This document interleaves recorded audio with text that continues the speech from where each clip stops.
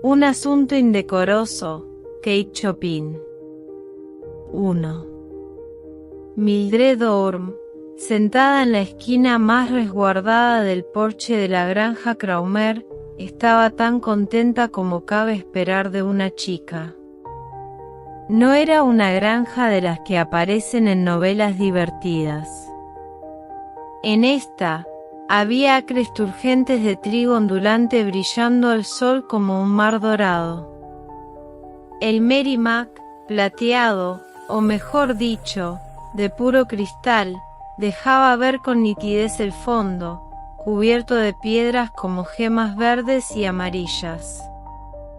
A lo largo de la orilla del río, los árboles crecían hasta el mismísimo borde del agua, y dentro, los sauces rozaban la superficie. La casa era grande y voluminosa, como deben ser las casas de campo. También el dueño era grande y voluminoso. La dueña, menuda y delgada, era la que, al mediodía, tocaba siempre la campana llamando a comer a los braseros. Mildred, desde el agradable rincón en el que holgazaneaba con su brownino Swipsen, contemplaba a la mujer hacerlo cada día.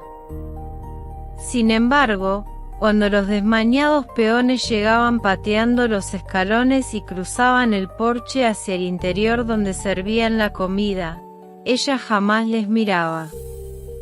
¿Y por qué había de hacerlo? Los campesinos no son muy atractivos de ver y ella no tenía nada de antropóloga. Pero un día, cuando la media docena de hombres avanzaba, un papel, dejado descuidadamente en la baranda, se interpuso volando en su camino.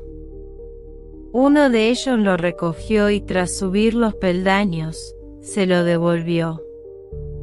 Era joven, y por supuesto el sol le había puesto moreno. Tenía bonitos ojos azules, el pelo rubio, despeinado, hombros anchos y cuadrados y las extremidades fuertes y bien proporcionadas.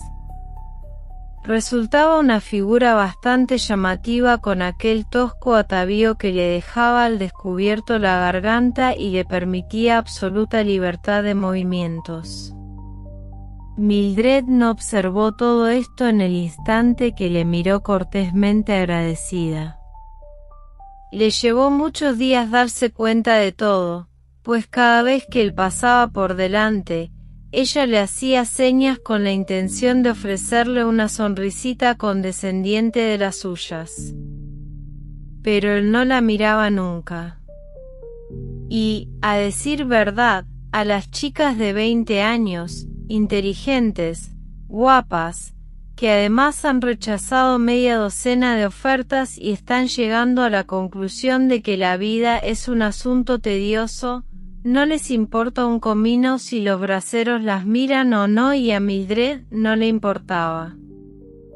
El asunto no le hubiera ocupado ni un minuto si el demonio no llega a intervenir brindando la ocasión que las circunstancias naturales no habían proporcionado. Era verano, ella estaba desocupada, desazonada, y ese fue el principio del indecoroso asunto. Señora Craumer, ¿quiénes son esos hombres que trabajan para usted? ¿Dónde los recluta?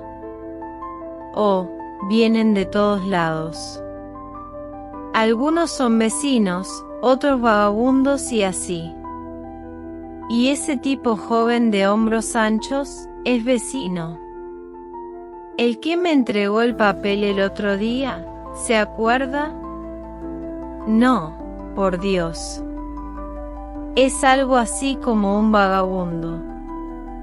Pero trabaja como una máquina. Pero es un hombre con una pinta terriblemente desagradable. No sé cómo no le da miedo tenerle por ahí, sin conocerle. ¿Y de qué voy a tener miedo? La mujercita rió. Habla menos que un sordomudo. No creía que fueras tan cría. Pero señora Craumer, no quiero que piense que soy una cría, como usted dice, o una cobarde, como quiere dar a entender. Pregunte a ese hombre si me llevaría en coche a la iglesia mañana. Ya ve que no le tengo mucho miedo, añadió sonriendo. La respuesta del grosero peón a la petición de Mildred fue simplemente una negativa. No podía llevarla a la iglesia porque pensaba ir a pescar. Pero, ofreció la buena señora Craumer, Hans Blasfeld te llevará en coche a la iglesia, o a donde quieras. Ese Hans es un buen muchacho del que te puedes fiar.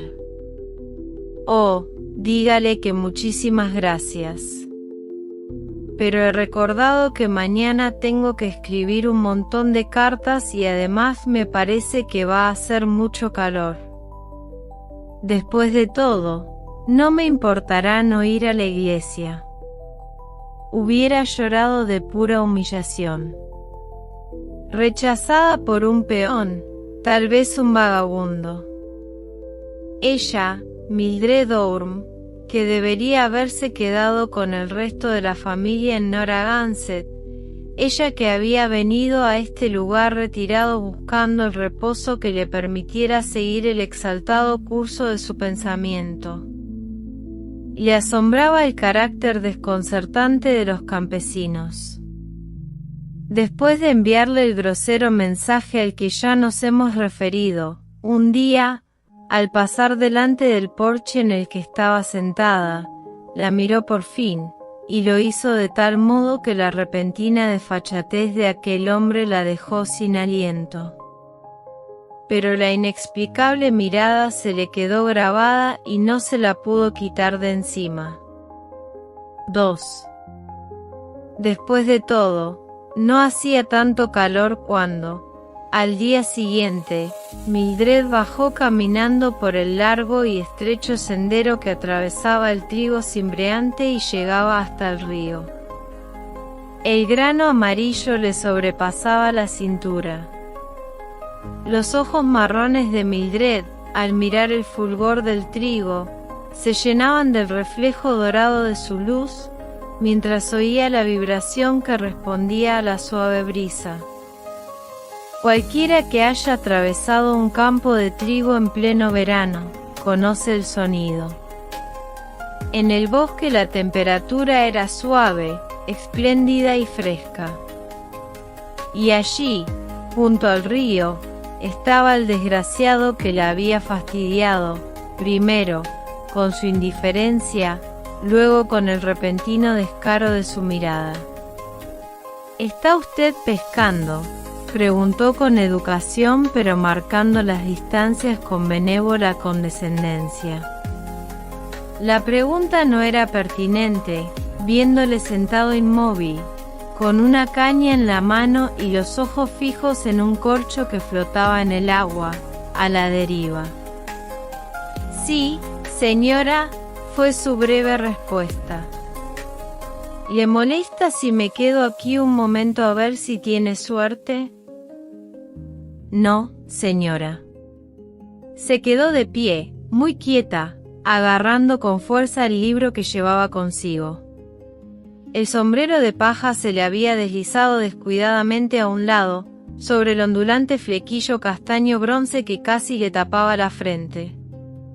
Tenía las mejillas y los labios rosados por el sol. Todos los demás trabajadores de la granja habían salido a pasear endomingados. Aunque tal vez no tuviera nada mejor que ponerse que la ropa de trabajo que llevaba. Al pensarlo, le invadió una cierta conmiseración femenina. Él seguía sin decir ni palabra y ella se preguntaba cuántas horas podía pasarse allí sentado, esperando pacientemente a que el pez mordiera el anzuelo. La situación empezaba a cansarle y, al fin, se decidió a darle otro giro. ¿Me deja un momento, por favor? Tengo una idea. Sí, señora. Este hombre parece idiota, con tanto monosílabo, se dijo para sus adentros. pero recordó que los monosílabos pertenecían al bagaje de un paleto. Mildred depositó cuidadosamente el libro y cogió con cautela la caña que él ponía en sus manos. Ahora le tocaba el quedarse atrás y contemplar respetuosa y silenciosamente el absorbente espectáculo. «Oh», exclamó de repente la muchacha, nerviosa al ver hundirse el sedal en el agua. «Espere, espere. Todavía no». Se colocó a su lado de un salto, con la mirada ansiosamente fija en el hilo tenso.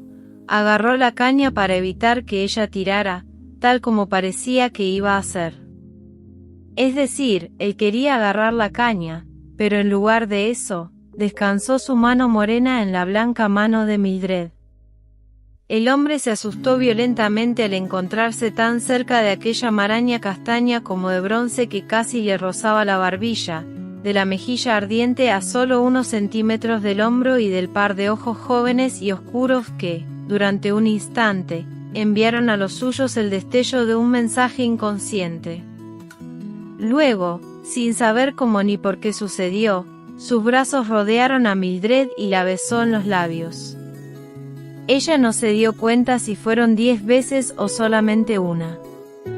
Miró a su alrededor, con el rostro blanco como la leche, y le vio desaparecer con rápidas zancadas por el camino que ella había seguido hasta allí. Se quedó sola. Solamente los pájaros lo habían visto y podía contar con su discreción. No estaba violentamente indignada, como muchas hubieran estado. La vergüenza la aturdía, pero, en medio de aquello, se preguntaba inquisitorialmente si debería contar a los Cromer que le habían robado la inocencia de sus castos labios. Dar publicidad a su propia confusión. Ni hablar. Una vez en su habitación pensaría tranquilamente en la situación y entonces decidiría cómo actuar. Debía guardar el secreto, una odiosa carga que soportar sola hasta que pudiera olvidarla. 3. Y como temía no olvidarlo, Mildred lloró aquella noche. Durante todo el día, se le impuso una verdad espantosa, haciéndole pensar si estaría loca. Tenía miedo de aquella verdad. Además, ¿por qué había sido aquel beso la cosa más deliciosa que había conocido en sus 20 años de vida? El aguijón permanecía en sus labios desde que se clavó en ellos, y la dulce inquietud que le producía alejó el sueño de su almohada. Pero Mildred no alteraría sus condiciones externas de vida por obedecer cualquier capricho indecoroso que, como un mal sueño, acertara a imponerse en su corazón. No huiría de nada. Seguiría yendo y viniendo como siempre. Por la mañana, encontró sobre la silla del porche el libro que se había dejado junto al río. Un nuevo insulto. Pero continuó yendo de un sitio a otro, como había decidido, y como de costumbre, se sentó en el porche, entre las cosas que le eran familiares. Cuando el ofensor pasó por delante, ella lo supo aunque en ningún momento levantó la vista. Pero, ¿son acaso la vista y el sonido los únicos modos de captar esta clase de cosas? Ella lo percibió por una oleada de confusión y no se sabe qué más que la recorrió. Un día, mientras él hablaba en el campo con el granjero Cromer, Mildred lo miró furtivamente. Cuando él se marchó, ella se quedó como si estuviera borracha. Después, dio la vuelta decidida y empezó a hacer los preparativos para dejar la granja de los Cromer. A última hora de la tarde, le trajeron varias cartas. Una de ellas decía así: Mi queridísima Mildred, acabo de llegar a Narragansett y estoy desolado por no encontrarte aquí. Así que estás ahí abajo, en esa granja de Cromer, en la Iron Mountain.